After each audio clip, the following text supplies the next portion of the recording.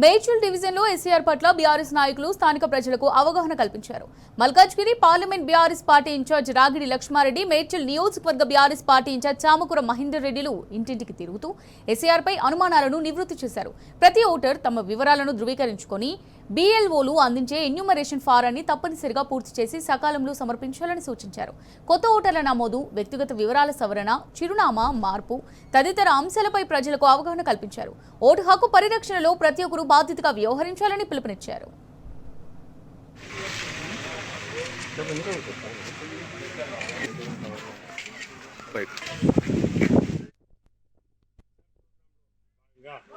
మేడ్చల్ కాన్స్టిట్యున్సీలో BRS party నాయకులందరూ కూడా ప్రజల్లో అవగాహన తీసుకురావడానికి మరి ఓటు అనేది చాలా ఇంపార్టెంట్.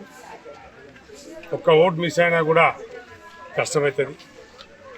మరి దేశంలో ఎవరికే కానీ ఓటు హక్కు అనేది చాలా ఇంపార్టెంట్ కాబట్టి ప్రతి పౌరులు వారి ఉద్దేశాన్ని ఓటుతోటే చూపెడతారు కాబట్టి అది చాలా మేము పార్టీ తరఫు నుంచి చాలా సీరియస్ తీసుకొని పార్టీలకు అతీతంగా ఈ ప్రోగ్రామ్ సక్సెస్ చేయాలని బీఆర్ఎస్ పార్టీ వాళ్ళని కూడా మేము ప్రతి గల్లీలో తిరిగి మంచి రెస్పాన్స్ ఉంది. మరి ఈ ప్రోగ్రాం ప్రజలు మరి కరెక్ట్గా ఉపయోగించుకుంటే బాగుంటుంది అని మేము తెలియజేయడం జరుగుతుంది. కాబట్టి ఈ ప్రోగ్రామ్ను మేము మేడ్చల్లో ప్రతి దగ్గర కూడా ప్రజలు స్వాగతిస్తున్నాం. మేము కూడా అవేర్నెస్ ప్రోగ్రామ్కు చేస్తామని చెప్పి తెలియదు.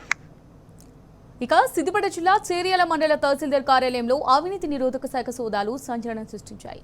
భూమి సంబంధిత పనుల కోసం వచ్చిన ఒక వ్యక్తి నుంచి తహసీల్దార్ దిలీప్ నాయక్ 70,000 రూపాయల లంచం తీసుకుంటుండగా ఏసీబీ అధికారులు పట్టుకున్నారు.